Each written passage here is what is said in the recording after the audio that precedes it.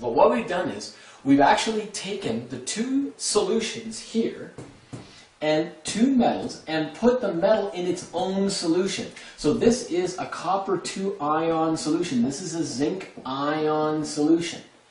And we've put, well, what you're going to say, well, chem guy, is that a spontaneous reaction? No, it's not. When you put a metal into its own solution, that's a non-spontaneous reaction. It has to be on one of these charts here. In order to be spontaneous, it's got to be left over right.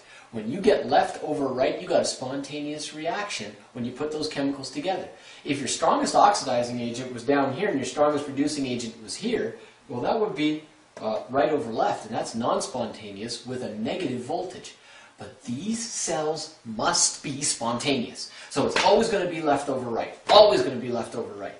Always. And that means it's going to be a positive voltage always when you set this up. Now, who's losing and who's gaining? Well, if the strongest oxidizing agent here in all of this is the copper 2 ions, what's happening and what wants to happen over here is that copper 2 ions are going to gain electrons to form Cu. That's the half reaction in the data booklet or on your reduction oxidation table. That is the one that's going to undergo reduction. And here is the reaction for the oxidation. Now, those two half reactions are taking place. We found the SOA and the SRA here. Now, what's going to be happening here? It says that the copper is going to gain, copper ion, sorry, is going to gain electrons. From where? Well, from the zinc that's going to lose those electrons. And where's it going to lose them? It's going to lose them through the wire. The zinc here is going to lose electrons this way. Electrons are going to flow this way through the wire to go, well, not to this Cu, because the Cu doesn't care. The Cu is just merely the conduit by which we actually get those electrons into this solution and give them to the Cu2 positive. What we want here is just a strip of something that won't react with this solution but will allow electrons to be conducted down it. That could be a piece of copper, no problem. It also could be a piece of carbon. We'll get to that in a second. So, this is what's happening. We're losing electrons here from the zinc, and the copper ions in solution are gaining those electrons. And by the way, we've done this one before. The voltage for this cell, what's the voltage going to be? This is going to be the reverse of, that's going to be the reverse of positive 0.76 volts, negative 0.76 volts, so it's positive. And this one, that E naught for that reaction was positive 0.34 volts. When you now add those two together, it's 1.10 volts. That's the voltage for this cell. But what's going on? And this is not a complete diagram yet. You just have to understand something about why this is taking place in the first place. And it's because even though this zinc is removed from this copper ions that it's spontaneously reacting with, they're connected together, not just by wire, but you have to connect the solutions together. And so we put in a bridge, and that bridge has an electrolyte in it, and that electrolyte is generally, well, it's got to be kind of a strong electrolyte, but it's got to be a chemical that certainly won't react with any other solutions here. So like something like KNO3, because potassium ions and nitrate ions very rarely ever precipitate with anything. They just practically don't. And so that's a really good conducting solution. And why do you need that? You need that to be able to complete an electrical circuit here so electrons can move. Now, here's the thing. We understand that that's the half reactions that are involved. And you add those together and you can get a net reaction. The voltage would be positive 1.10 volts. But nothing would happen here without the bridge here that connects the two solutions together and allows the zinc to actually be in contact with the Cu2 positive without directly touching it. That bridge is called a salt bridge because that chemical in there, KNO3, is a salt.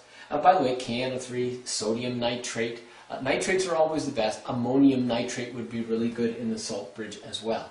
By the way, it's a glass tube, and I just put cotton at the ends to hold the solution in. And it'll do a really good job of doing that. Now, what does the solution allow? It allows movement of ions. And here's the thing.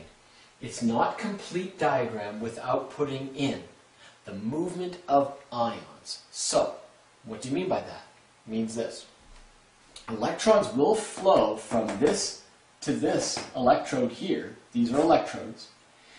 When ions are allowed to flow as well to complete an electrical circuit. This right here, this piece of copper right here, is the electrode where cations from this solution here will go and migrate to this electrode here. And so that will actually be called the cathode. But why does that take place? Quite simply, it's this reason. Think about it. If you're having this reaction occur here, where the Cu2 positive is going to go up to this bar over here, and it's going to gain these electrons coming down, the Cu2 positive is leaving solution to form solid copper, which means that that solution is acquiring a negative charge. There ain't no negative charge in there, chem guy. Well, look, if it's a Cu2 positive solution, what was the solution in there? Maybe it was copper 2 nitrate. You just can't have a copper 2 ion solution. No such thing.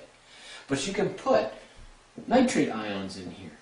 And if that was a copper 2 nitrate ion solution, the copper 2 ions going up to the bar have now left the nitrates alone. The copper 2 ions went to the bar because they were attracted to the electrons. Don't go to the bar. Don't be attracted. But sometimes you just do. So the thing is, the nitrates are left alone. But the zinc ions over here, well, what's happened here? The zinc is breaking down into ions. This metal here is breaking down into these ions. And if this was a zinc nitrate solution as well, there's an accumulation of positive charge here. This positive charge accumulation sees this negative charge accumulation, and they decide to meet and have a little tryst in the bridge. Well, they're stupid chemicals, and of course they just go right past each other anyway. But the point is this. That's a cation, and it migrates this way. And this is an anion, and it migrates this way. The cation will migrate to the cathode. And so the copper here, the copper bar, is the cathode. And because this is an anion or a negative ion, it migrates to something called the anode. That's why these things have these names, anode and cathode, because the migrating of ions takes place to them. So the cations migrate to the cathode, and the anions migrate to the anode. And you got to remember that. Cations migrate to cathode, anions migrate to anode.